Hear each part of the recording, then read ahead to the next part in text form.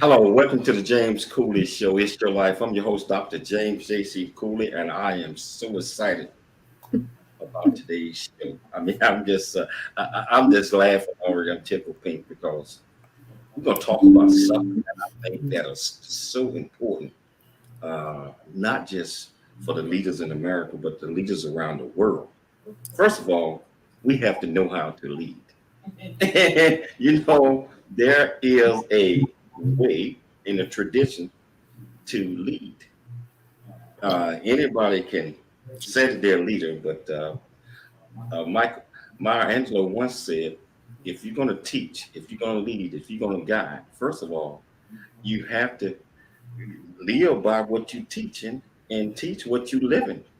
And if you're not living by example and you want others to follow you and you're not showing anything, you just want to let's do this and do that. It doesn't work that way. So today we're going to talk about the psychology of a leader. And I tell you, Dr. Michelle, I cannot wait to talk to this absolutely wonderful, beautiful couple. I call them friends, and they are going to educate our listeners and our viewers. And I'm excited. What are your thoughts, Dr. Cooley? My thoughts are you gave away the title, and I'm supposed to say the title, but that's okay. But no, you're right. Leadership is definitely important, and there's a way to lead, and there's it's not just about telling people what to do. There's you have to be mentally prepared for leadership, emotionally prepared, in my opinion. But we're going to hear this amazing couple, and they're going to discuss the psychology of a leader. So I'm really excited about that.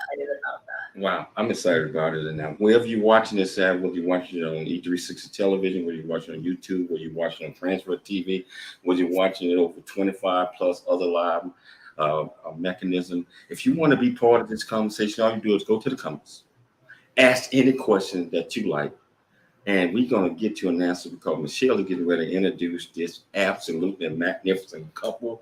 And I tell you what, Michelle, I can't wait no longer. Let's get it started. Can you please tell our viewers and our listeners the title of the show, the purpose of the show, and introduce our absolutely wonderful guest?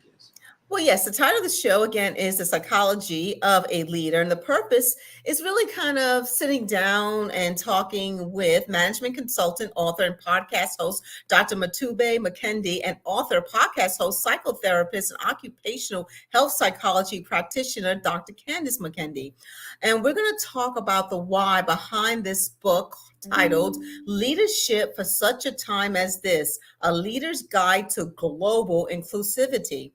And we're going to talk about bridging morality and psychology, the need for psychological safety in leadership, and creating safe and inclusive environments. So let's talk a little bit about our guests today. They are returning guests. We've had them on the show, but Doctors Muteba and Candace Mukendi are respected experts in their field of psychology and leadership, respectively. Dr. Muteba is a management consultant for a global firm, while Dr. Candace works in private practice as a psychotherapist and occupational health psychology practitioner. She owns and manages 𝐵e Resource Group, a people-centric organization focused on mind, body-based therapy and workforce development and training. Dr. Candace is also the author of 2 books, A Peculiar Girl's Guide to Sass and Substance, 15 Ways to Achieve High Self-Esteem and a Good Life, and You Already Know My Name, a novella. Dr. Muteba is coming out with his first book in July of 2023 entitled Leadership for Such a Time as This, A Leader's Guide to Global Inclusivity. The pair hosts a podcast called Step Up, Step Out, a podcast for people who want to step up in their mental, physical, and spiritual lives and step out into the world transformed. They live in Maryland with their 2 daughters. So I'm grateful and honored to have back on the show Doctors Muteba and Doctors Candace Mukendi. Hello. It's good to see you all again. It's I've been excited about this ever since Michelle went out last week and got the acceptance from you guys that gonna be here. It's first of all, congratulations to the new baby. Thank you.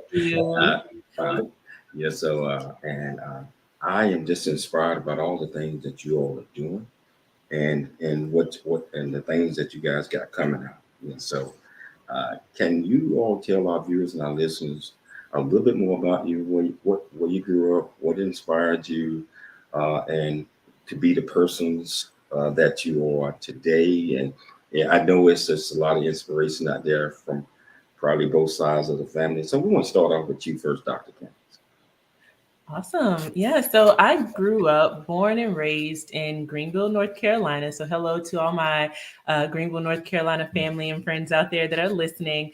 Until I went off to college. So I went to University of North Carolina at Chapel Hill for undergrad.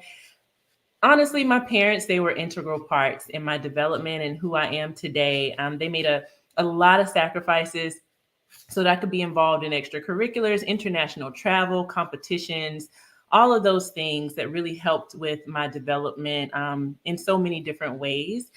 It was also very important to my dad that his children grew up to be independent. So he taught me things like changing a tire, right? So that when I got out there into the world, I didn't have to depend on anyone but myself to change that tire if I had to.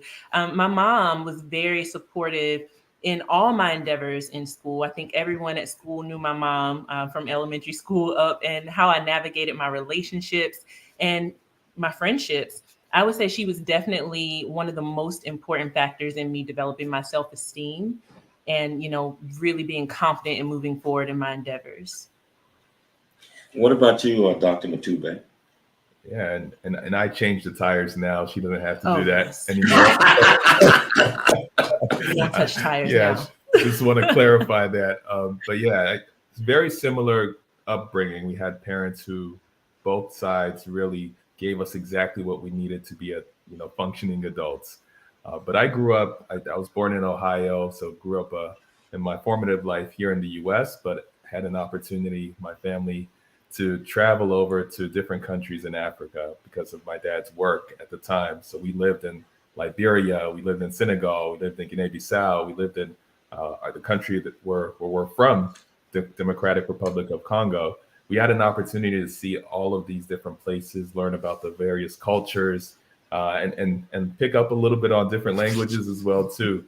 So I'm truly fortunate that I've had that experience because, as we'll talk about in a second around the book, a lot of that contributed to the content that's in the book.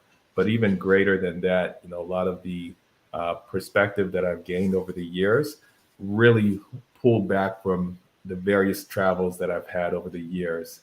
And of course, my parents, I give them all of the credit for just having all of the perseverance to travel from the DRC and come over here and grow their family in the U.S. and make it. They really made a big stride there to make it here in the U.S. and taught me everything that I need to know. So always give them shout outs. Always, we gotta always give them shout outs. I want to throw this off before we get deep into the conversation. We're going to talk about that. What is one adjective that will best describe you as a person and what you live by? Let's go with you, Dr. Muteba. What is one adjective that describes you and how you live? Yeah, I would say persevering. I think that is one that I keep to myself very near and dear, is that you may not always be the smartest. You may not always be the quickest, the sharpest, but I will be the one who perseveres through it all. I will always try my hardest. I will always do what I have to do now for my family and my two daughters and my wife. Work as hard as I can to be the best that I can. And I will be the first to admit that doesn't mean that I'm always going to be the best, but I'm going to work at it as much as I can. So that would be the word that I would choose there. Dr. Candace? Yeah, I love that one. I want to take his, but I'll go along those lines, but I'll say driven. Driven, not just in business, but business, or not just business, but just in life, I guess.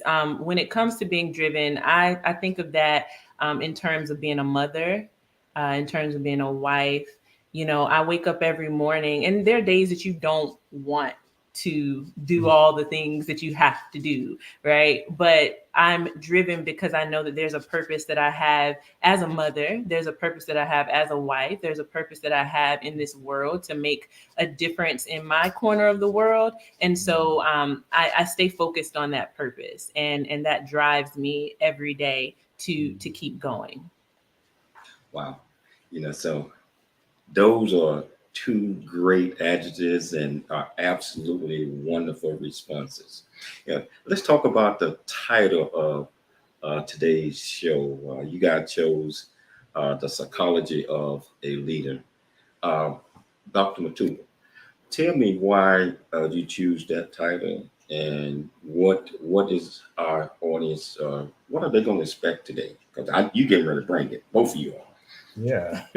And we chose the title for two reasons. First one being psychology is her domain, leadership is mine.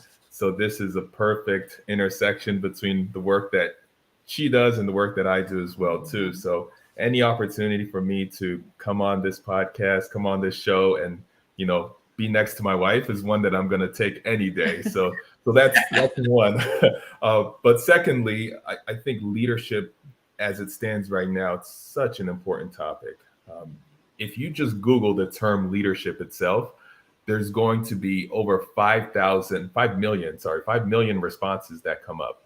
That tells you how many people are striving to find answers about leadership. So we're still seeking, right? There's still so much that's unknown around the topic of leadership, right? There's questions around how do you actually gain leadership skills? How do you ensure that you have the correct form or style of leadership?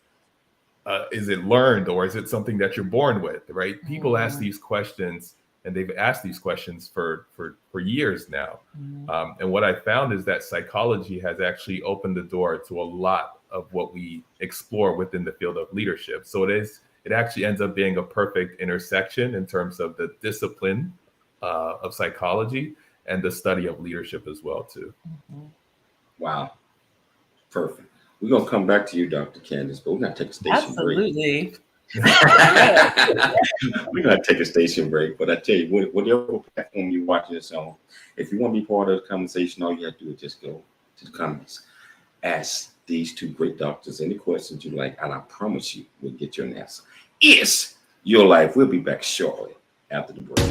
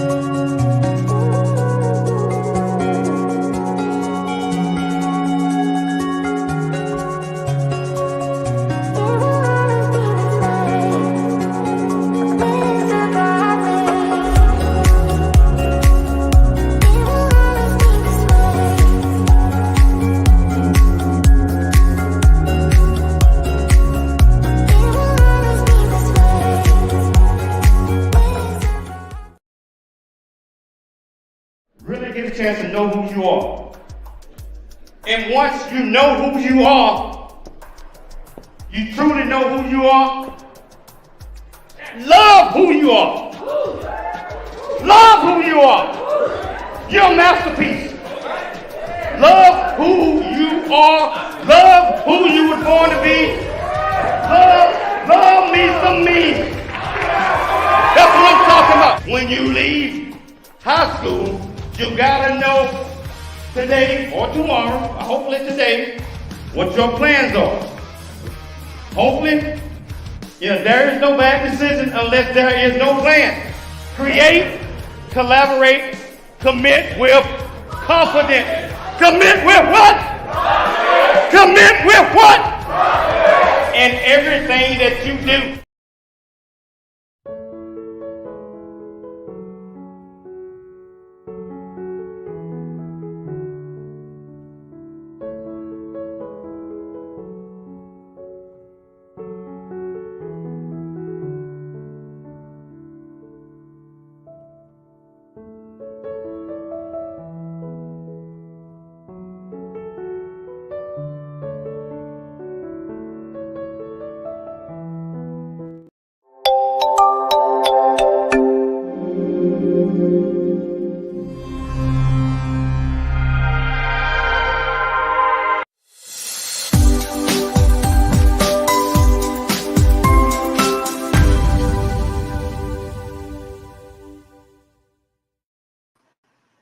welcome back to the 𝐓𝐘𝐒 Show. It's your life, and sitting back just having fun already, and with this absolutely wonderful couple, just educating us, and we getting ready to dive deep into the psychology of leaders. And just like I mentioned earlier, there is a process, and there is a way to lead, and we're gonna dive deep into that one. But first of all, I want to thank everyone out there. We just went over 12,000 subscribers on YouTube. Just went over that today. So that's a major milestone. When 5 months ago we wasn't even at 3,000-4,000. So I'm going to thank everybody out there for tuning into the 𝐓𝐘𝐒 Show. Thank you. So also, if you want to be part of this conversation, wherever you're watching that, just go to the comments. Ask any question that you like, and we'll get you an answer. So we was talking about the title of the show, and Dr.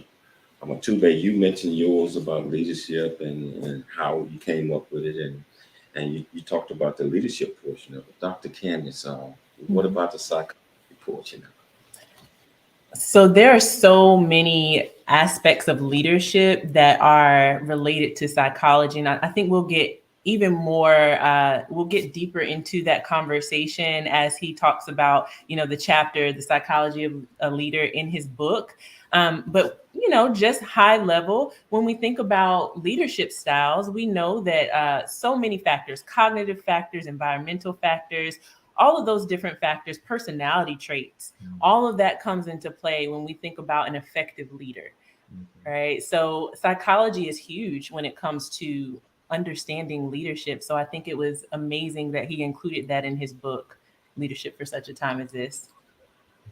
I am ready to talk about that book right now because I read that book about a couple of weeks ago, and I learned so much. And I say, Doc, you spot on a lot of the things, and also the contrast between leaders of yesterday and what it's going to require with leaders today. It's completely different. And before we start this, leaders, there's a lot of people out there trying to figure out, okay, leaders.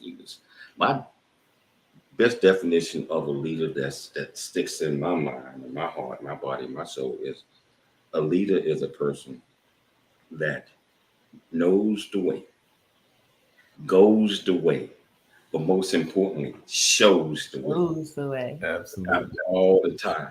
I'm talking about, and they live, it's by example.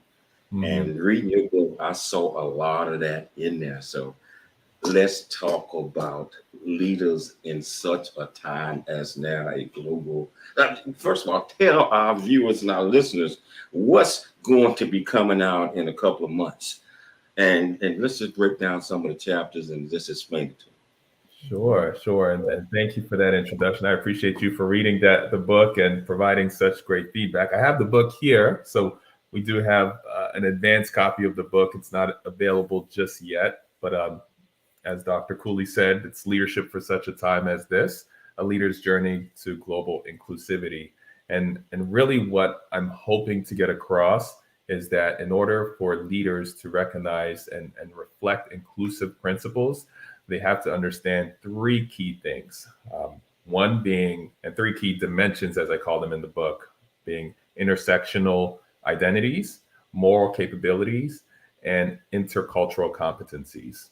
So of course, as you know, because of my past, because of the opportunities that I've been afforded to travel, I do weave a lot of that into the book and talk about how different leaders that I've seen have impacted my ability to see how leadership should be managed. And a lot of what I talk about in the book is really that thread of where leadership should go in the future, which is why it's titled Leadership for Such a Time as This, because essentially the application of leadership has changed, right? We've seen so many changes over the last few years that have caused leadership in itself to evolve from what it used to be 10, 20, and let's say even 5 years ago. So really based off of my personal experience and my research, I'm using a practical framework that we'll talk about in a bit to promote inclusive behavior, whether it be in an organizational setting or really beyond that as well too.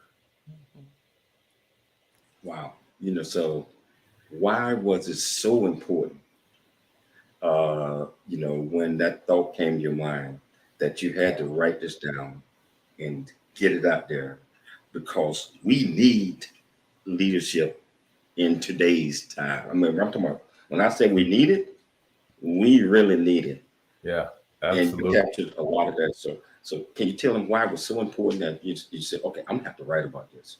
Yeah, so for a few reasons, but as we all know, the last few years have been very, very eye-opening for a lot of us, right? We've over this, I would say since 2020, we've now experienced a global economic crisis, a global pandemic, a race and social justice movement, our own U.S. economic crisis, a polarized election, right? An attack on the U.S. Capitol. I can go on and on. So many things that we've experienced in the last few years that have really changed and redefined how leadership should be now perceived, right? So I wanted to write a book that provided this as a call to action to leaders. Again, we can no longer lead the same way because we can't support the same type of leadership from the past, right? We can't support any leader that has their own self-interest, for example. We can't support leaders that care solely about the shareholders in their organization and not about all of the stakeholders, right? We can't support leaders who are looking out for themselves versus looking out for all. And one of the things that I say in the book is that we need leaders who care more about being best for the world rather than being best in the world, right? And that concept there is really just saying you need to be focused on marginalized groups, and you need to be focused on your own power and privilege as a leader, and how do you make sure you amplify your voice in a way that it does so for the good, right? Not for, like I said before, self-interest there. And then lastly, just leaders who are willing to put themselves out there as allies as well too. I think that's really what I wanted to get across so clearly in this book. Yeah. So what are some, or at least one, of the misconceptions of leadership? I'm talking about, you just mentioned we cannot have people that are selfish, just one vision focused and only care about themselves. But as you see, in today's time, we got to. It looked like we're gonna have the same type of leaders that we trying to get away from now. It's going to be back because the public, I guess a lot of the public, which is misled, in my opinion, they are looking in a one-dimensional frame. This person or that person is just going to be for me only, and that's how I want it, because we need to exclude everybody else. So I'm just putting it out there. That's how it is.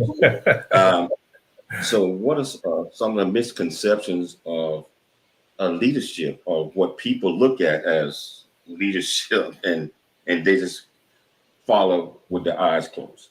I love what you said. You actually took the words right out of my mouth. I think a big misconception is that a leader has to look a certain way. And typically there's a reflection there that I want the leader to look this way, which is why, most of us have a very specific type of leader that we aspire to follow, right? The big thing here is that leaders can come in a variety of different styles, which is why I always say that leadership is, you don't have to be born a leader, right? This is the skill sets that we've looked for traditionally in leadership is things that we thought were innate to people.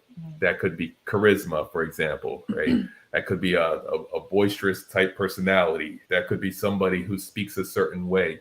Those are the aspirational type things that we've looked for in the past. But I think now, moving forward, we need to recognize that leadership is changing in such a way that the biggest thing that you want is a leader who's willing to learn, a leader who's willing to grow as well too, who's willing to say that as a lifelong leader, I'm going after self-improvement here versus going after trying to gain a following, right? So if we have a leader who's looking first at self and saying, how do I change for the betterment of my community? I think that's where we want to go versus some of the misconceptions that have happened before in terms of what leadership should look like. Yeah. Wow. Dr. Candace, you are a bit a part of Doc Book. What are some of the takeaways that you got? I mean, you there with the source and you see this every day.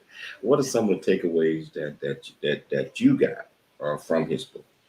Yeah, well, I had the privilege of being able to read the book more than once several times in the conception phase all the way through to publishing. But I will say that through all of that, my main takeaway is that as times change, as generations change, the nature of leadership must evolve. It has to evolve with the times, with generations.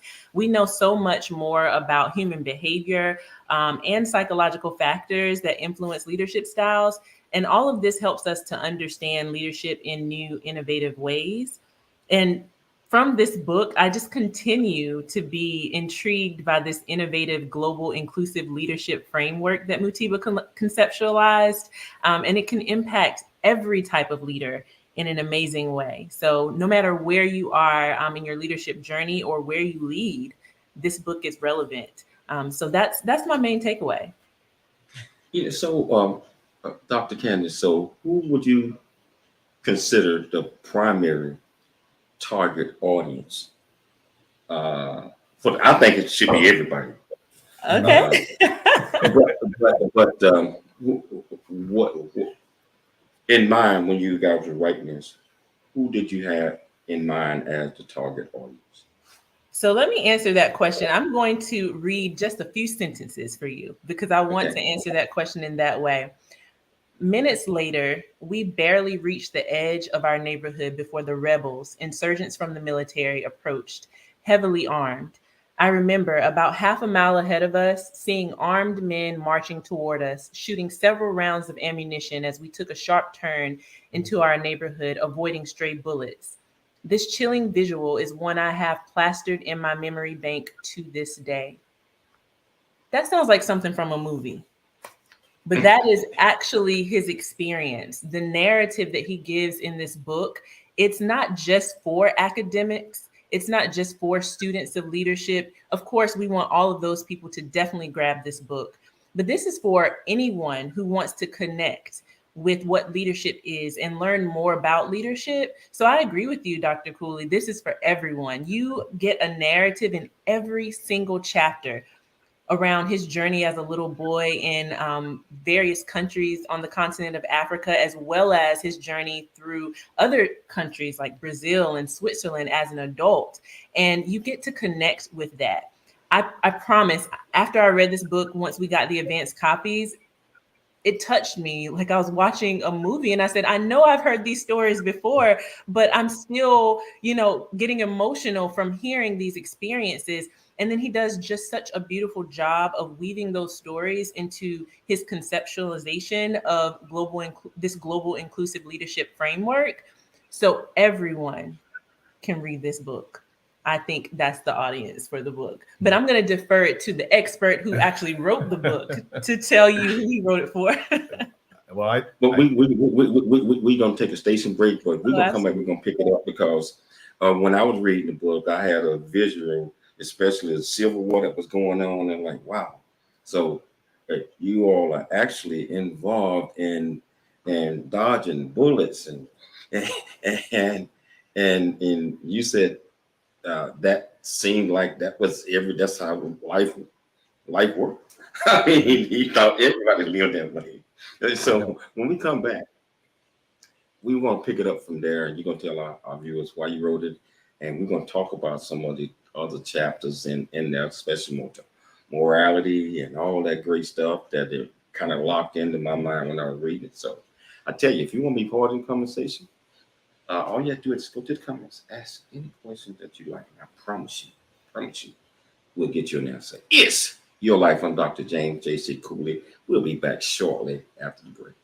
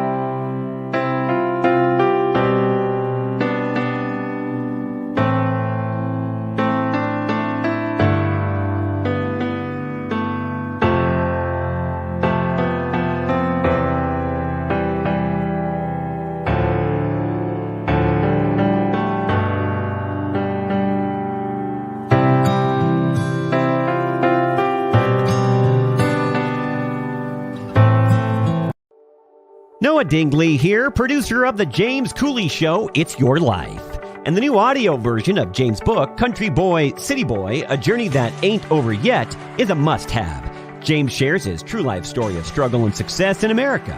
It's both a cautionary tale and a roadmap to achieving the American dream. Get the new audio version of Country Boy, City Boy, A Journey That Ain't Over Yet by James 𝐘𝐒 on Amazon.com or wherever audiobooks are sold. Hello. Hey, I'm James 𝐘𝐒. I am the founder and CEO of the 𝐆𝐔𝐘𝐒 Foundation, Options, Opportunities, / Choice Program. Our primary mission is to help build a foundation of our youth and young adults and communities. And we encourage everyone to dream big, think big, and be big at everything you do. And the way that you do that is, first of all, you got to believe in yourself. You have to believe in yourself. You have to know that you are here for a purpose. You also have to be able to step out your comfort zone and do things that you probably didn't think that you can do.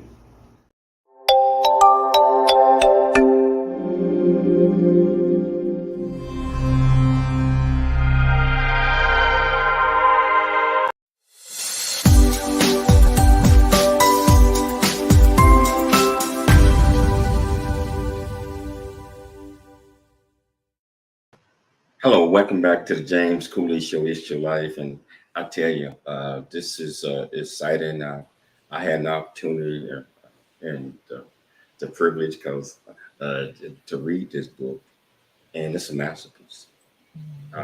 It's a masterpiece for as a guide on how, if you don't know how to lead and you consume and think that you're a leader, you need to get this book. Read it, learn from it. I bet that you will change a lot of your philosophies around, because just like we said, you cannot lead like we did yesterday and day before yesterday or last year, 10 years ago. We have to change our philosophies. And so I think that this is a book that explains all of those type of things, at least give you an insight, because Dr. T really did his homework. He did his research, and it shows. It shows in the book. So get this book. I think it's going to be coming out in July, I think. But we'll talk about it a little bit more. Maybe he might take the time to come on the show again and talk about it right before it's released. But if you want to be part of this great conversation with this great team, this great couple, all you have to do is just go to the comments. Ask any questions that you like, and I promise to get you this. Also, I want to put a plug in for my book, which Dr. Muteba is in the book as well. He's one of the co-contributing authors. It's going to be released June the 6th. June the 6th. And we will have a bestseller campaign. And we want you to go out there on June the 6th. Amazon. The ebook will be dropped down to 99 cents. We want you to help us become a best-selling author, #1 bestseller, and you can do that by purchasing our book on June the 6th. So we're going to talk about that a little bit more. But I want to get back to the author of this great masterpiece, and I want him to tell us who was the target audience, and describe some of the things, especially morality and a lot of other chapters that's in this book. It's just it's wonderful. So, Dr. Muteba, can you tell us who was the target audience, and let's dive deeper into the book. Yeah, and I love what you all said, that everybody should be the target audience. So I don't mind changing my answer to that one, but more specifically, I wanted any current leader or any future leader to take this book and to really, really grasp it. Anyone who's wanting to learn about leadership for the future, who's wanting to grow themselves and understand what are those components that I need to make sure that I add to my tool belt, I think this book is for you. And it serves, and I'm a lifelong learner of leadership. So this is my gift back to that same community of leaders out there as well too, who are not just the current generation. I really, really love the focus on future generations out there as well too. The next generation of leaders, this book is for you. And to answer your question on the morality aspect, so I devoted several chapters on morality in this book because I think that's a key element. I mentioned this earlier about all of the changes that have been going on over the last few years. But some of the things that I maybe didn't talk about are globalization, for example, right? Our ever-connected world. If we think about AI, the impact of AI, and everybody, you're hearing about ChatGPT right now, and all of these things that are going to help us create a world where we're closer together. But at the same time, it's going to put more onus on leaders to understand how exactly do I evaluate all of these various tools and how do I make sure that they're benefiting my organizations. So for all of those reasons, morality is an essential component of leadership. And there's a scholar there, blanking on the name right now, but on ethical leadership, she mentions that there's basically two things that are required for superior leadership. One is just technical know-how. Of course, technical competency, that's something that you have to have. And the second thing that she mentions is moral capacity. So moral capacity really ties back to what we both talked about. Yeah. You grow up, you're given specific tools that make up your value system. Yeah. Now, hopefully, as part of that value system, there's positive moral codes, moral behaviors that are built into you. But sometimes we know that those things change, right?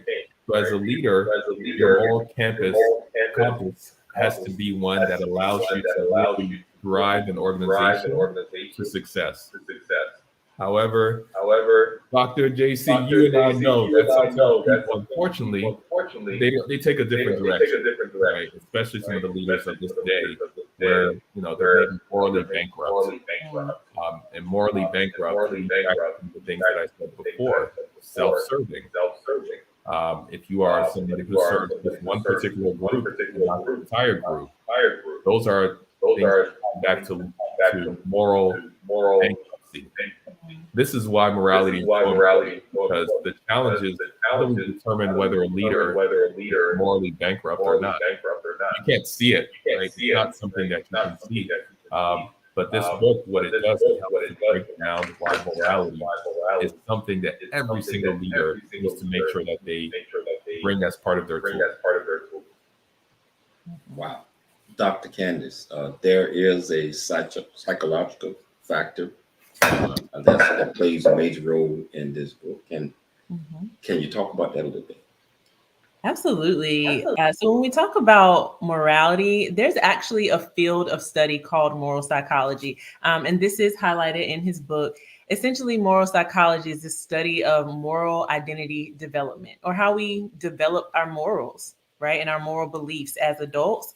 And when we understand this, we can begin to unravel how people integrate the development of their character with certain morals as adults. So there are so many factors that come into play when we think about developing our morals, and we can spend an entire show talking about all these different factors. However, we do know that factors like cognitive changes, neurodevelopment, right? How our brain changes and develops, environmental factors. Those are just some of the factors that influence our moral development. Also culture, things like that.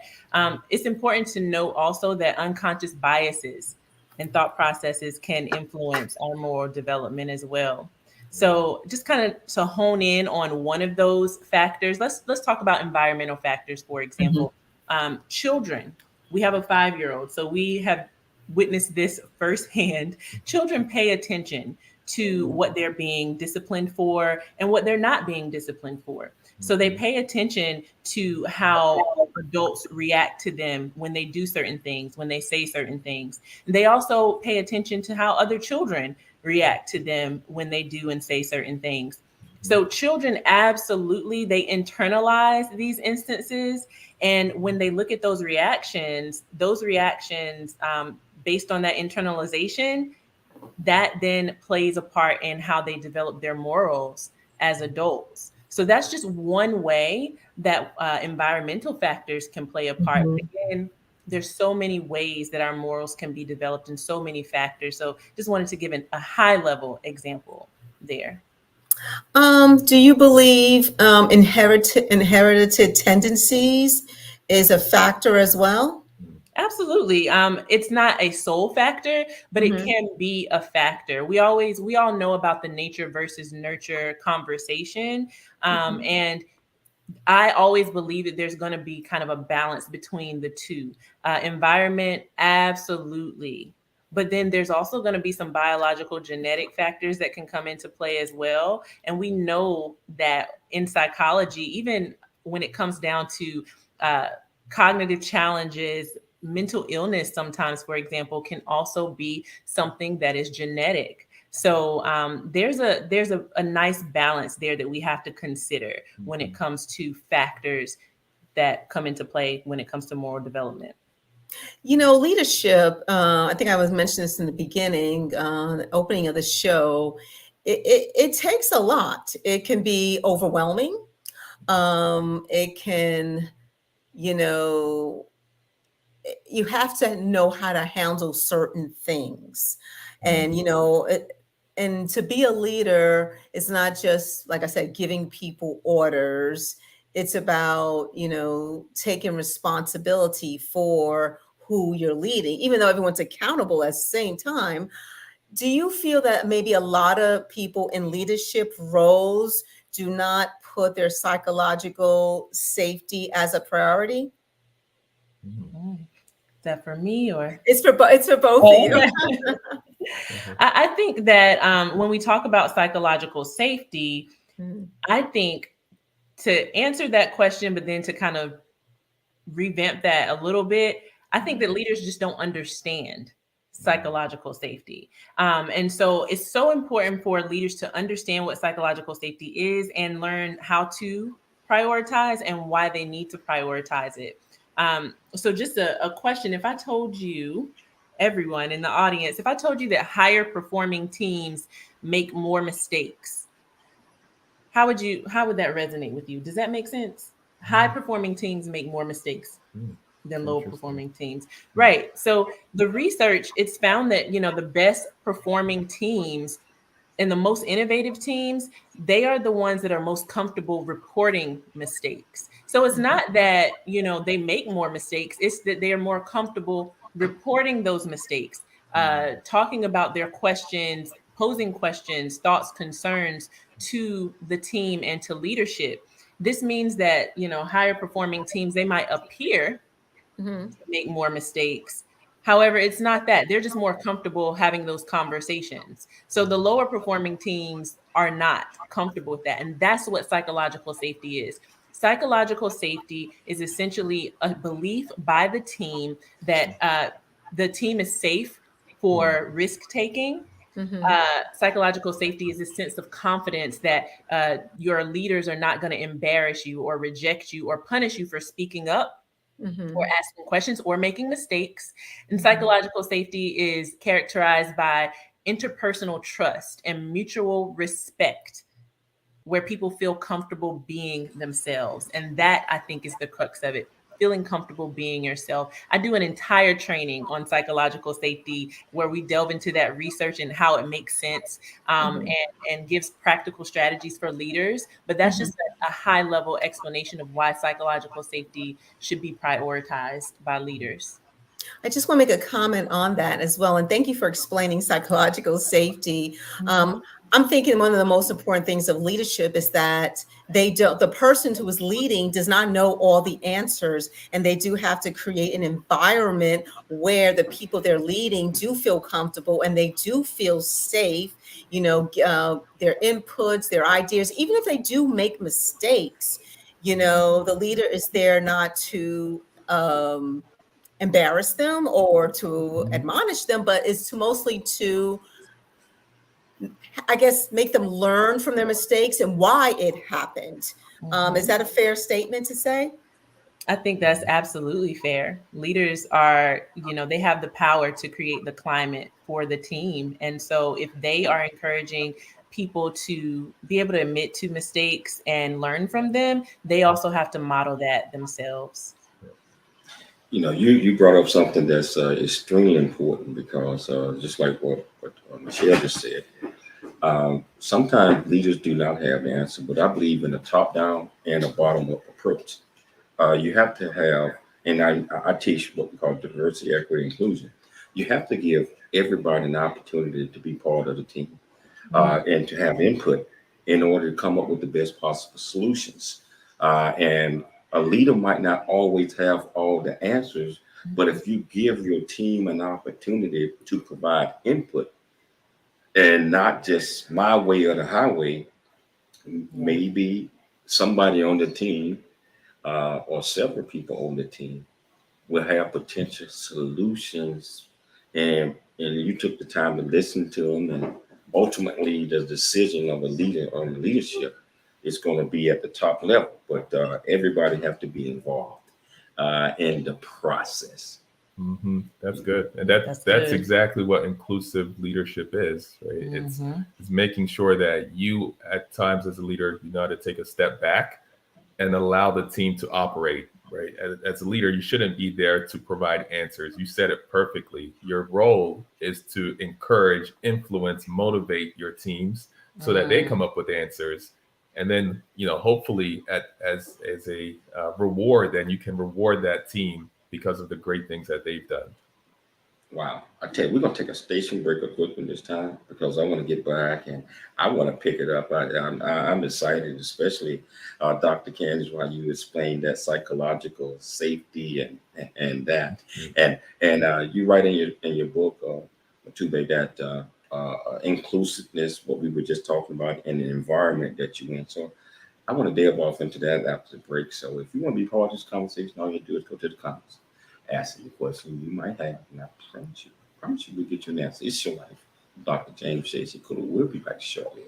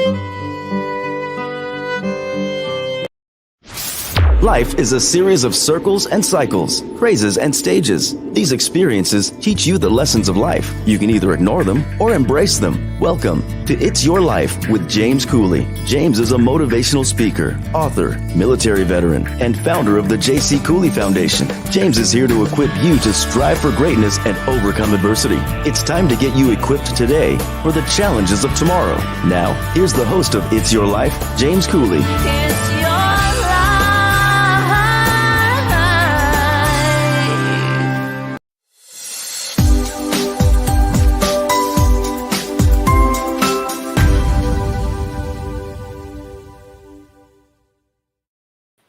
Hello, welcome back to the 𝐓𝐇𝐈𝐒 Show. It's Your Life, and this is such, I would say, education, but it's more than that. I mean, you get firsthand knowledge from two experts in their field of study. And I tell you, it's a rare opportunity. I think everyone need to jump on and ask. We got about 6 minutes of the show left, and we're gonna try to pack a lot of this stuff in 6 minutes because and we gotta have them back on. We gotta have them back on if they have time in the schedule. Of course. You know, but if you want to be part of this, real quickly, just go to the comments, ask any questions that you like, and we'll get you an answer.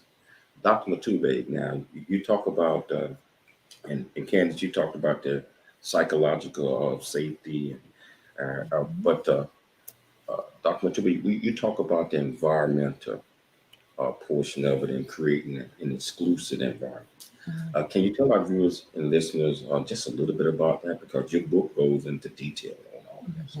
Yeah, and I talk a lot about building a culture. It's really centered around what type of culture are you trying to build, right? And that can be two parts. You can build a culture from an organizational standpoint, just ensuring that your mission, your purpose, your policies, your goals are all stated in a way that your team members understand exactly how inclusive you truly are, right? That's what an organization can do. But from an individual perspective, there's two parts to it: building trust and making sure that you are committed to change, right? Building trust, maybe that's a little bit more evident, right? But it has to be part of a social exchange. As a leader, you have to be willing to talk to your team members, exchange with them, because you can't build trust day one, right? You can't build trust day two. Building trust may take a while for you to get to that point. So that's stage one, is making sure that you are effective enough and at least having an environment where trust is built. The second part to that is commitment to change. If you're hearing things, what are you doing? Are you acting on it? Are you helping to drive change within your organization, or are you simply sitting on it, right? As a leader, you have to be committed to driving change. When you do that change part, that's when people truly buy in. Your people buy in when they say, this is the type of leader who's going to go and really support me in any area that I feel needs to be addressed there.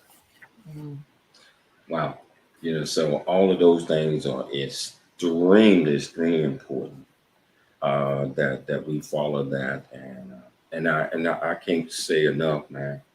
Viewers, when his book comes out, you got to go and get it. You got to. And I tell you, tell us, when is the release date for Muteba? And July 5th. where would they be able to get your books? So you can get it Amazon, or you can get it at Barnes & Nobles as well, too. It's available for pre-sale right now, but it'll be released officially on July 5th. And Dr. Candace, you got a couple of books out there real quickly. Why don't you, I've got about a minute there. Tell our viewers and listeners a little bit about your book and what can they get your books from? Okay, so Sass and Substance, a Peculiar Girl's Guide to Sass and Substance, and also You Already Know My Name are both on Amazon. Those are books that I wrote years ago, and they were targeted toward young women, helping them in their development and their self-esteem and things like that. So you can definitely get both of those on Amazon. Wow. You know, we are out of time right now, but I would love if you guys have time in your schedule one day to come back on and pick it up and talk a little bit more about leadership and about the books and just inspire our viewers and our listeners. So I would love to have you all back. Also, Not a problem. You know, For you, for you, Dr. 𝐓𝐘𝐒, anything. We'll be back. This has been such a wonderful interview, and we got to do it again. We will do it. You know, so hey, thank you guys for taking the time to come on the James Cooley Show. It's Your Life. I'd like to thank my executive producer and co-host, Dr. Michelle Cooley, for putting together another absolutely magnificent show. I'd like to thank all of my producers, television and radio. They doing an absolutely fantastic job. But most importantly, I'd like to thank our viewers and listeners for tuning in to the James Cooley Show. It's Your Life.